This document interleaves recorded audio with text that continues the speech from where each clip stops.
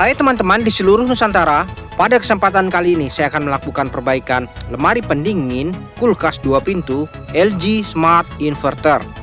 Untuk masalah dari kulkas ini, di bagian ruang freezer sudah lama tidak difungsikan karena tidak dingin. Untuk model dari kulkas ini, di sini bisa kita lihat untuk modelnya yaitu GN B158 QMT dengan arus 1,1 ampere menggunakan refrigeran R600A. Lalu kita tengok di bagian ruang refrigerator, di sini juga sudah lama ya tidak difungsikan karena kondisinya memang tidak dingin. Oke, ini adalah kulkas LG Smart Inverter. Langsung saja kita intip di bagian belakang. Nah, di sini ya, nampak jelas di bagian belakang tampilannya seperti ini. Lalu kita beralih ke bagian rangkaian pengendalinya.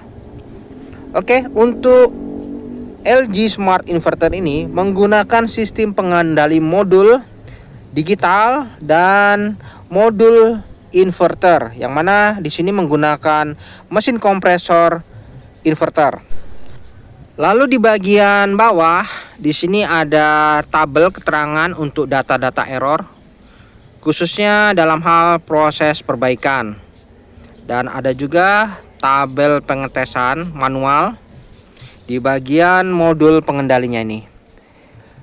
Di sini terdapat mesin kompresor yang mana setelah saya amati di sini sudah pernah dilakukan perbaikan, namun tidak membuahkan hasil. Nah, ini ya sudah dipasang ventil pengisian freon. Untuk mesin kompresor yang digunakan di sini menggunakan mesin kompresor BSA 075 NHMV yang kategorinya adalah 1/5 PK+. Oke. Kita beralih ke rangkaian modul pengendali. Apakah ada masalah di bagian kode errornya? Jadi untuk proses perbaikan kulkas inverter, caranya kita harus lihat dulu apakah ada kode error pada bagian rangkaian modulnya ini. Oke, di sini sudah saya buka untuk cover penutup rangkaian modul pengendalinya. Dan nampak jelas ya untuk rangkaian modulnya seperti ini. Untuk jenis kulkas LG Smart Inverter, kulkas 2 pintu. Dan modul ini akan mengendalikan mesin kompresor. Apakah mesin kompresor ini bekerja atau tidak, kita bisa lihat dari tampilan kode kedip pada rangkaian modul ini. Oke, saya lakukan pengetesan terlebih dahulu bagaimana kerusakannya. Di sini setelah saya berikan sumber, kita tunggu dalam beberapa detik.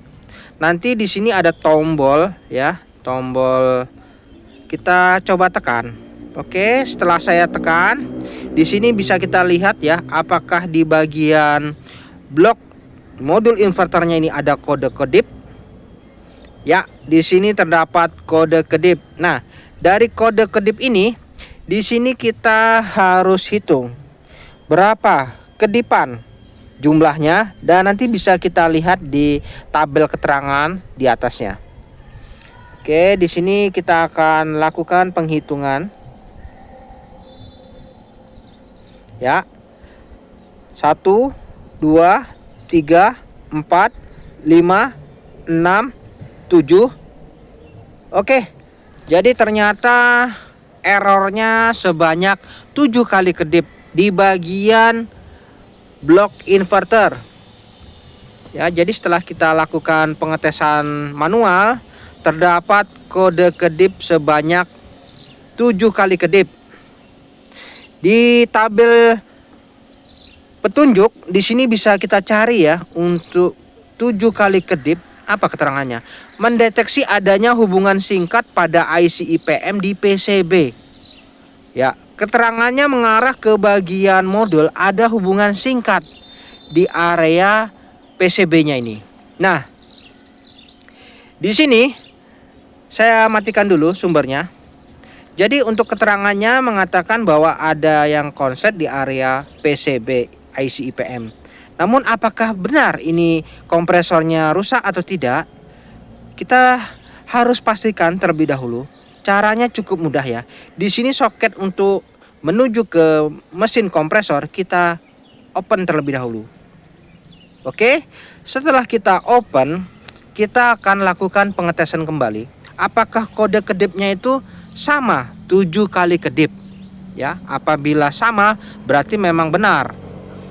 Oke, di sini saya berikan sumber terlebih dahulu ya. Nah, ini lampu indikator di bagian modul sudah menyala.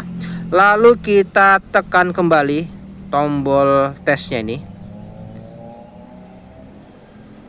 Oke ya, di sini kita tunggu dalam beberapa detik. Lihat, perhatikan di bagian modul inverternya, indikatornya apakah berkedip 7 kali? Lihat. 1, 2, 3. Oke, ternyata 3 kali kedip ya. Artinya tidak ada masalah ya. Modul ini bagus ya, tidak ada masalah di modul. Artinya memang positif masalah di mesin kompresor. Jadi mesin kompresor ini saya anggap rusak. Oke, saya cabut dulu. Jadi seperti itu untuk memastikan apakah mesin kompresornya yang rusak atau di bagian pengendali modulnya. Ya, jadi di sini sudah saya simpulkan bahwa untuk rangkaian pengendali inverternya ini tidak ada masalah. Dan di sini sudah dilakukan perbaikan, dipikir untuk kerusakannya itu di bagian modul inverternya. Makanya kulkas ini tidak selesai-selesai ya. Jadi kita tidak bisa berpatokan pada keterangan. Jadi kita harus lakukan pengetesan, dipastikan. Dan di sini setelah saya pastikan memang masalahnya di mesin kompresornya. Oke, langsung saja saya akan potong untuk pipa section ini. Jadi untuk melepas mesin kompresor ini pada unit, di sini untuk pipa section dan pipa discharge ini harus saya potong terlebih dahulu. Oke, untuk pipa sectionnya sudah saya potong. Selanjutnya saya beralih ke pipa discharge. Di sini saya akan potong juga. Jadi untuk melakukan proses pembongkaran mesin kompresor, pipa ini harus kita potong, baru kita bisa mengeluarkan mesin kompresor pada bodi unit ini. Oke, saya cabut dulu ya. Di sini setelah saya lepas konektor yang ada di sepatu kompresor, lalu mesin kompresor sudah bisa saya keluarkan. Nah, jadi mesin kompresor ini saya nyatakan rusak. Jadi saya akan lakukan perbaikan mesin kompresor ini terlebih dahulu. Caranya saya akan lakukan pembelahan mesin kompresor dengan cara saya gerinda di bagian las-lasan pabrik. Oke teman-teman, di sini mesin kompresor sudah saya tandai ya. Saya nyatakan rusak. Di situ ada spidol berwarna biru. Saya nyatakan mesin kompresor ini rusak. Dan saya akan lakukan proses pembelahan mesin kompresor. Yang mana untuk proses pembelahan mesin kompresor ini kita lakukan penggerindaan pada bagian bawah las-lasan pabrik. Namun sebelumnya kita keluarkan dulu di tab olinya yang ada pada mesin kompresor, sambil kita bisa lihat untuk takaran olinya. Jadi untuk takaran olinya ini kita harus punya patokan berapa mili ya. Di sini setelah saya kuras ternyata kurang lebih sekitar 50 cc olinya ya. Oke, jadi kita sudah tahu takarannya untuk mesin kompresor ini kurang lebih sekitar 50 cc. Baik, selanjutnya setelah dilakukan pengetapan tinggal dilakukan pembelahan. Nah, ini kita gunakan mesin gerinda. lakukan proses penggerindaan secara hati-hati, gunakan pengaman yang memadai. Baik, di sini saya lakukan penggerindaan sekeliling dan dirasa sudah cukup untuk proses penggerindaan. Tinggal kita ketok-ketok, lalu disungkit ke atas, kopnya ini akan terbuka. Nah, ini jadi sudah terbuka kopnya. Untuk serpihan serbuk pada saat proses penggerindaan itu tidak masuk ke dalam, karena di sini ada pelindung kop bagian dalam yang tidak kita gerinda ya. Oke, selanjutnya tinggal kita lihat apa kerusakan dari mesin kompresor ini. Di bagian bandul di bawah stang piston, di situ ada as ya. Asnya ini biasa di sini macet. Oke, di sini saya rasakan memang terasa berat dan tidak bisa bergerak. Saya coba gerakan dengan manual, tangan tidak bisa ya, terlalu keras. Nah, seperti ini rata-rata kerusakan untuk jenis mesin kompresor inverter seperti ini. Kerusakannya macet ya di bagian as serta pistonnya ini. Cara perbaikannya, kita bisa berikan pelumas sedikit di bagian-bagian yang kira-kira menurut kita terjadi kemacetan. Lalu tinggal kita ketok perlahan-lahan sampai bandulnya ini bisa bergerak. Oke, di sini saya coba ketok ya. Oke. Nah, ini ya, masih berat ya. Di sini tidak ada cara lain selain didorong paksa untuk proses perbaikannya ini sampai asnya ini bergerak, rotornya. Nah, seperti ini ya. Jadi apabila sudah bergerak seperti ini ada kemungkinan bisa berputar nantinya. Namun kita harus koreksi apa penyebab dari bandul ini bisa lengket, rotor ini lengket atau piston ini lengket ya. Kita harus cek benar-benar apakah di bagian piston ini ada yang mengganjal atau yang lain. Kita harus pastikan terlebih dahulu. Oke, setelah rotor bisa berputar dengan baik, selanjutnya di bagian kop depan, di bagian kop silindernya ini, di sini harus kita cek apakah ada sesuatu yang mengganjal. Oke, lakukan proses pembongkaran ini secara hati-hati ya. Jangan terburu-buru, kita harus ingat posisinya dan nanti kita bisa mengembalikannya dengan baik dan benar.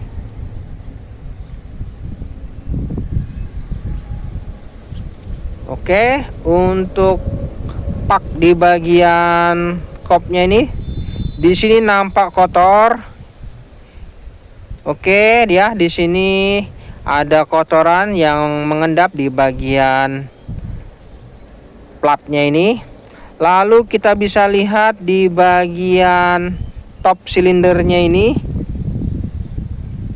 Nah, ini di sini sepertinya ada kotoran yang menyangkut. Nah, ini. Jadi kita harus coba bersihkan dulu ya. Sesuatu yang mengganjal ini akan mengganggu nantinya pada saat proses mesin kompresor ini aktif. Oke, nah di sini ya jelas terdapat sesuatu yang mengganjal seperti kerak. Nah, ini yang menyebabkan mesin kompresornya jadi macet.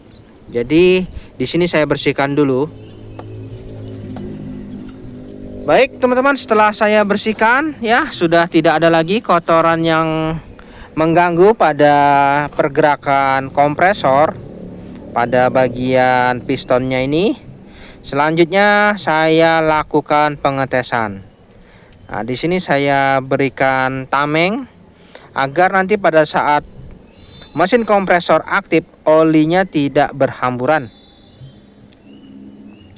Oke, untuk mengaktifkan mesin kompresor inverter ini, gunakan modul pengendali inverter. Di sini saya memiliki modul pengendali. Saya tes, saya berikan sumber. Kita tunggu dalam beberapa detik.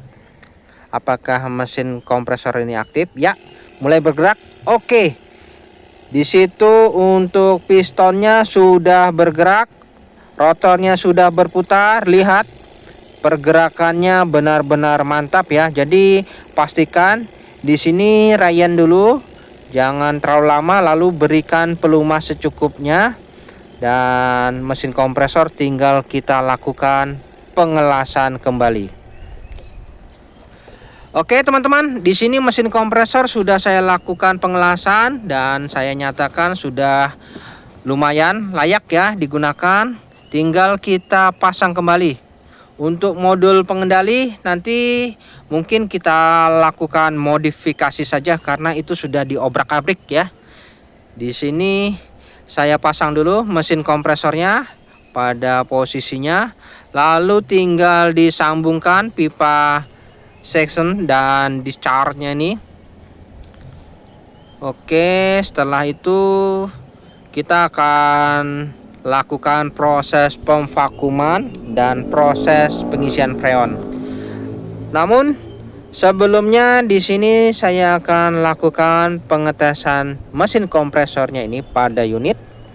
Di sini saya pasang tang ampere terlebih dahulu. Kita akan hidupkan secara manual apakah mesin kompresor ini bisa berfungsi dengan baik. Oke, saya berikan sumber terlebih dahulu. Lalu di sini kita bisa lihat untuk tang ampere menunjukkan arus di 0,0 ampere, artinya mesin kompresor belum aktif. Lalu di sini saya tes. Saya tekan switch-nya ini untuk menghidupkan mesin kompresor. Ya, modul sudah berkedap-kedip. Kita tunggu dalam beberapa menit mesin kompresor aktif. Ya, ini mesin kompresor sudah aktif ya, mantap. Bisa kita lihat untuk arusnya di 0,32 ampere. Jadi untuk mesin kompresor sudah aktif. Dan untuk daya tekannya kita tes ya. Di sini sudah ada daya pressnya. Jadi untuk mesin kompresor ini sudah siap kita gunakan kembali. Kita pasang pada unit dan kita akan lakukan proses pemvakuman ya. Oke, saya rasa untuk daya dorongnya di sini sudah lumayan ya. Nanti akan terjadi dorongan yang cukup kuat pada saat proses perputaran penuh. Oke, arusnya di sini sudah di 0,5 ampere. Nah, ini ya. Jadi ini sudah perputaran penuh dan daya dorongnya juga semakin kuat. Untuk jenis mesin kompresor inverter itu seperti itu. Awalnya lambat, lalu kemudian akan berputar dengan cepat. Oke, tinggal saya rakit kembali untuk sambungan pipanya ini, lalu saya lakukan proses pemvakuman. Oke, saya matikan dulu sumbernya, saya lakukan pengelasan dulu ya untuk pipa-pipanya ini.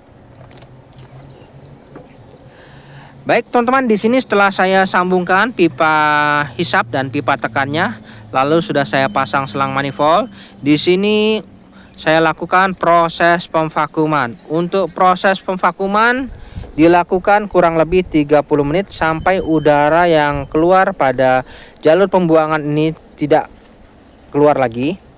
Lalu arusnya di sini menunjukkan di 0,14 ampere. Dan saatnya saya tutup untuk jalur pembuangan udara. Oke, setelah itu baru dilakukan penutupan permanen. Nah, di sini saya lakukan pengelasan pada bagian jalur pipa pembuangan udara pada filter dryer. Lalu saya siapkan refrigerant R600A. Nah, ini saya gunakan freon asli bawaan menggunakan R600A. Dan saya pasangkan pada selang manifold dan kita akan lakukan proses pengisian gas freon. Dan sebelum kita lakukan proses pengisian gas freon, kita harus pastikan terlebih dahulu pada udara yang terjebak pada selang manifold. Di bagian selang manifold itu harus kita buang dulu ya. Setelah dibuang sudah tidak ada udara yang terjebak, baru bisa kita lakukan pengisian gas freon. Oke, untuk proses pengisian gas freon dilakukan secara perlahan-lahan, jangan sampai lebih dari 1 PSI. Untuk tekanan R600 itu standarnya kurang lebih di 0 PSI atau 1 PSI. Jadi di sini untuk proses pengisiannya kita patokannya di 0 PSI saja ya. Oke, di sini saya lakukan pengisian freon di 0 PSI. Kita tambah sedikit sampai pas sambil kita tunggu perlahan-lahan. Nah, proses pengisiannya pun tidak boleh terburu-buru karena mesin kompresornya sangat rentan ini ya. Oke, di sini setelah saya lakukan proses pengisian gas freon, untuk skala manifold menunjukkan di 1 PSI. Di sini tekanannya saya rasa sudah cukup. Jadi kita tidak perlu menambah lagi ya. Saya rasa sudah cukup di skala 1 PSI saja untuk tekanan freon R600 ini. Untuk arusnya di 0,72 ampere saya rasa sudah cukup ya. Jadi kita tidak perlu menambah. Filter dryer di sini tidak begitu terasa hangat. Untuk bodi bagian belakang di sini terasa panas, mantap ya. Jadi untuk proses pengisian gas freon ini saya rasa sudah cukup. Jadi tinggal kita lepas saja untuk selang manifold pada pentil pengisian.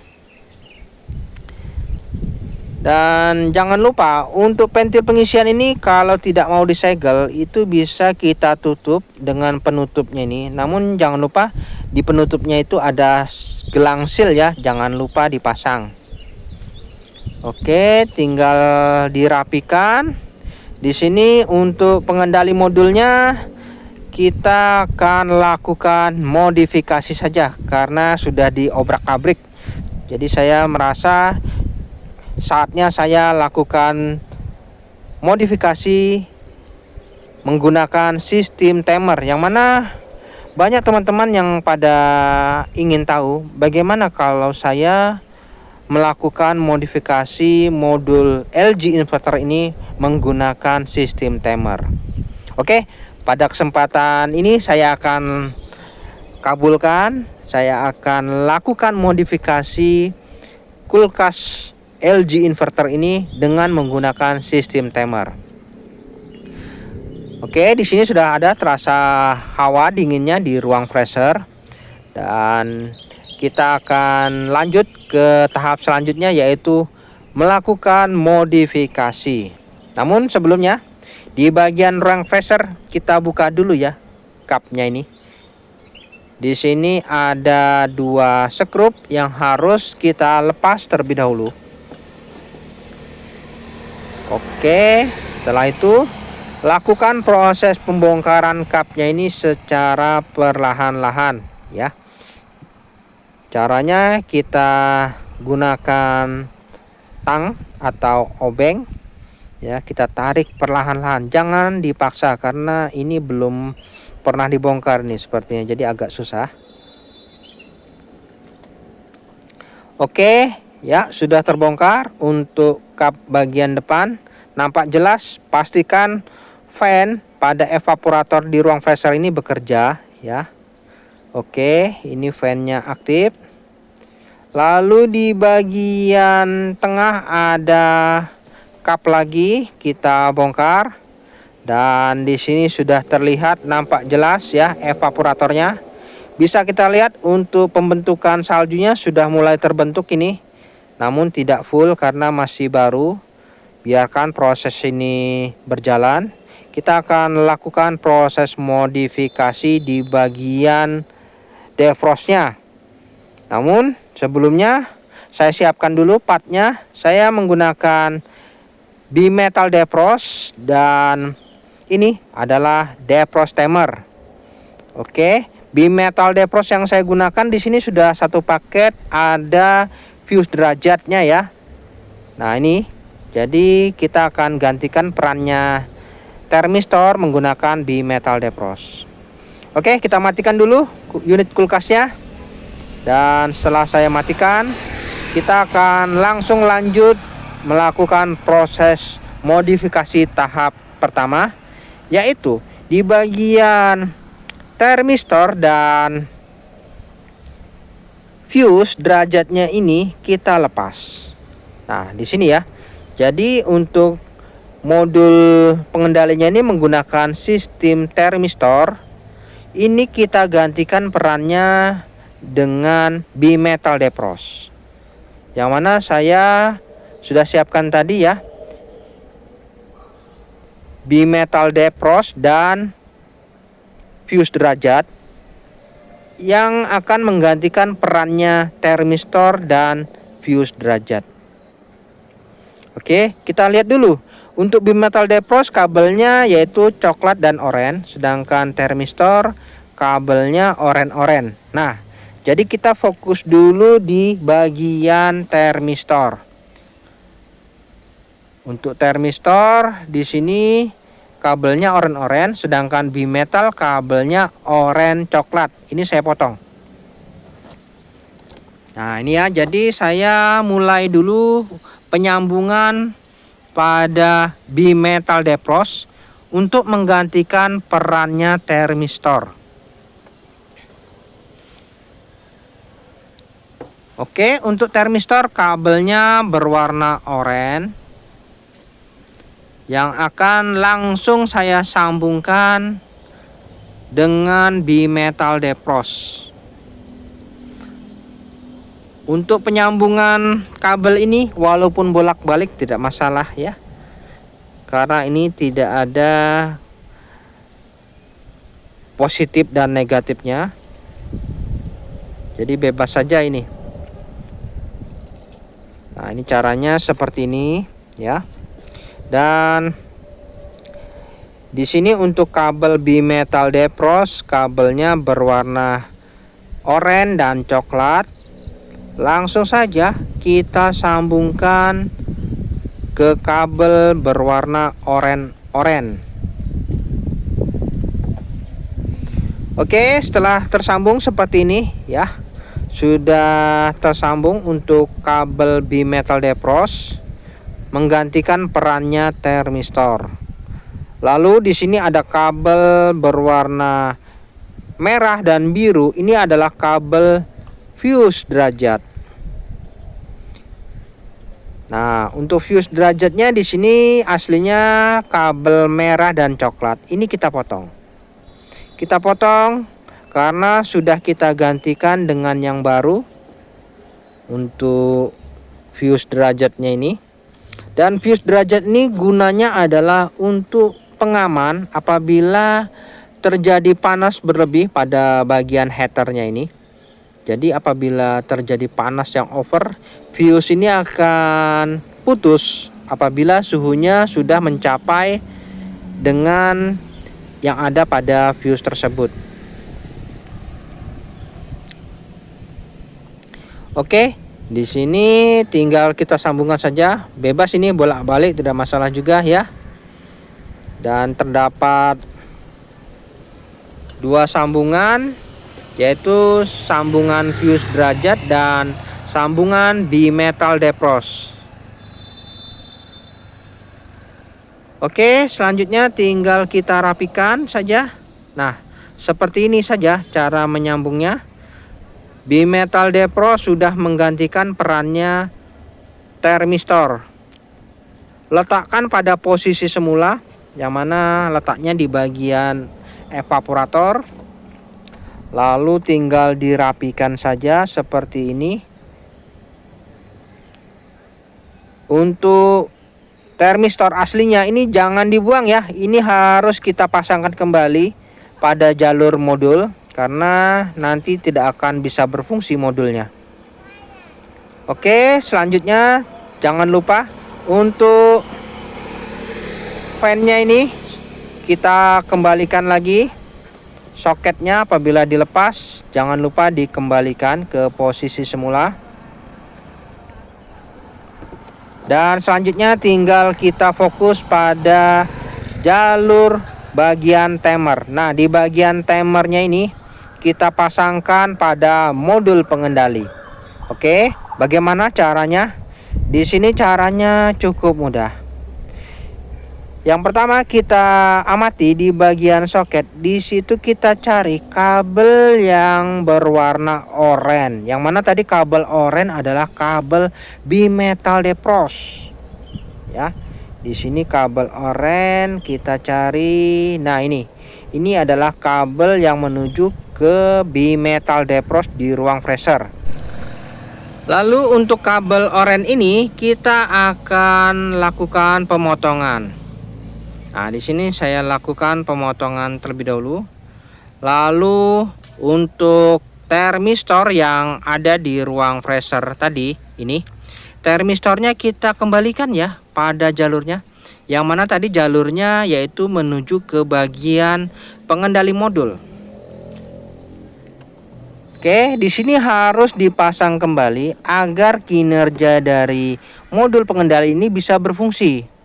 Jadi apabila termistornya ini tidak terpasang, maka modulnya ini akan error ya, karena dia akan mencari di mana termistornya nih, mengapa tidak terpasang. Nah, seperti itu. Maka akan terjadi error.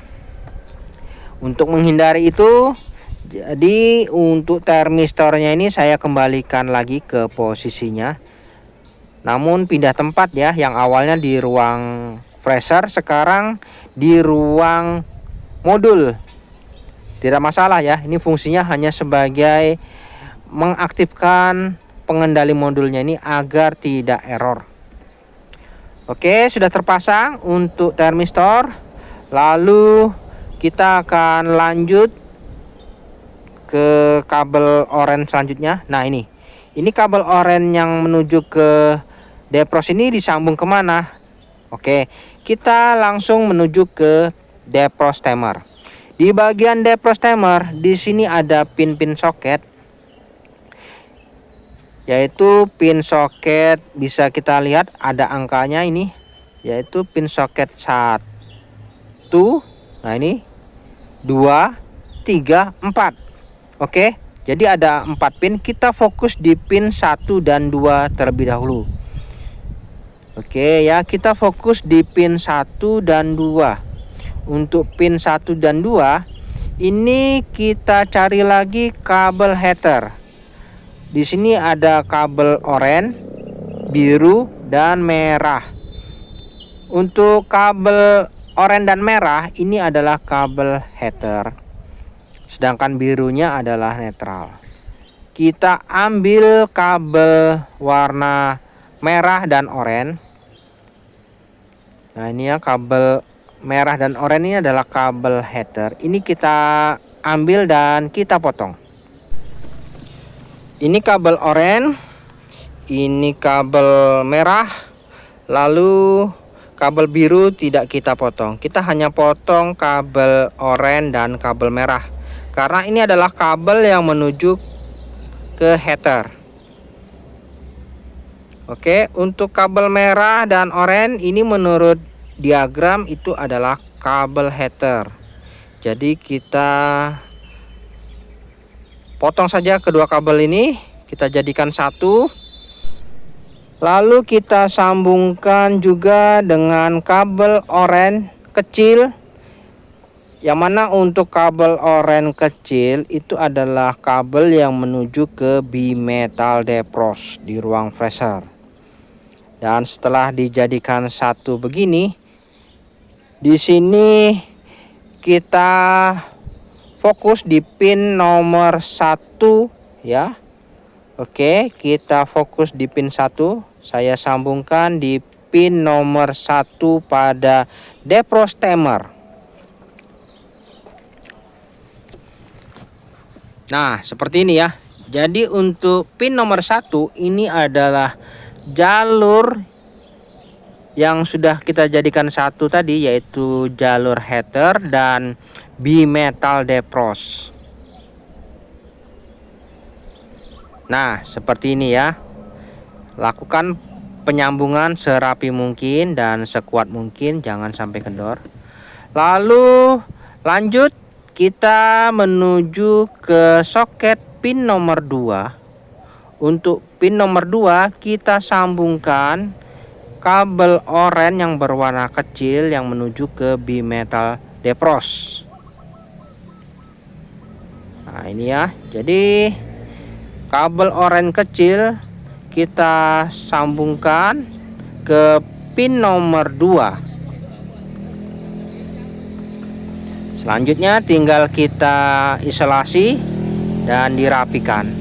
Oke. Jadi untuk pin nomor 1 dan pin nomor 2 ini sudah kita sambungkan, yaitu jalur heater. Lalu kita cari lagi yaitu kabel sumber yang menuju ke modul pengendali. Di sini ada kabel coklat dan biru. Kita ambil kabel berwarna coklat. Untuk kabel coklat ini adalah kabel fasenya, sedangkan kabel biru itu adalah kabel netral. Nah, ini untuk kabel fasenya saya potong. Nah, seperti ini ya. Dan untuk kabel fasenya ini di sini kita akan sambungkan di pin nomor 3 dan pin nomor 4 pada timer. Namun jangan sampai salah dalam hal penyambungan kabel ini. Kita fokus dulu di pin nomor 3. Jadi di sini kita akan sambungkan kabel fasenya ini menuju pin nomor 3 dan pin nomor 4. Dan jangan sampai salah ya. Kita fokus dulu di pin nomor 3. Oke, untuk pin nomor 3 kita ambil kabel fase yang dari sumber langsung, bukan yang ke modul ya. Oke, yang langsung dari sumber kita ambil, lalu kita sambungkan di pin nomor 3. Nah, di sini untuk kabel fase yang langsung dari sumber kita kupas dulu. Lalu bisa kita sambungkan di pin nomor 3. Jadi untuk proses penyambungan kabelnya ini jangan sampai salah dan terbalik. Oke, setelah kita sambungkan di pin nomor 3, kita isolasi dulu ya. Oke, kita isolasi dulu, pastikan sambungannya benar-benar rapat dan kuat. Oke, untuk pin nomor 3 sudah terkoneksi. Lalu kita fokus di pin nomor 4. Yang mana pin nomor 4 yaitu kita sambungkan kabel yang menuju ke pengendali modul. Oke, di sini kabel warna coklat yang menuju ke modul ini kita sambungkan ke pin nomor 4.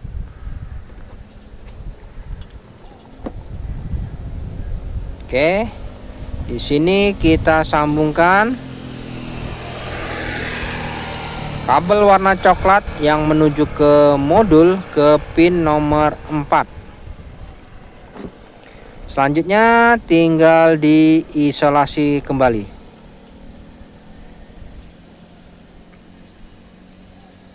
Oke, jadi di sini sudah terkoneksi semua jalur-jalurnya.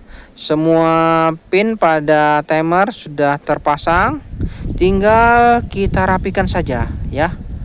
Di sini untuk proses pemasangannya, apabila jalurnya ini benar, sudah pasti yakin pasti akan baik. Jadi pastikan jangan sampai salah urutannya. Dan untuk modifikasi di bagian modul pengendali ini, saya rasa sudah cukup dan sudah selesai. Yang mana modul ini saya pastikan pasti akan sempurna proses defrostnya karena sudah sesuai ya, mantap. Jadi kita tidak perlu lagi memikirkan yang lain, tinggal kita lakukan perapian. Kita tutup dan kita akan lakukan pengetesan. Oke, jadi untuk proses modifikasi di bagian ruang modul sudah selesai. Untuk ruang freezer juga sudah selesai, tidak ada masalah. Tinggal dikembalikan saja nih aksesoris yang ada. Jangan lupa kita sekrup kembali.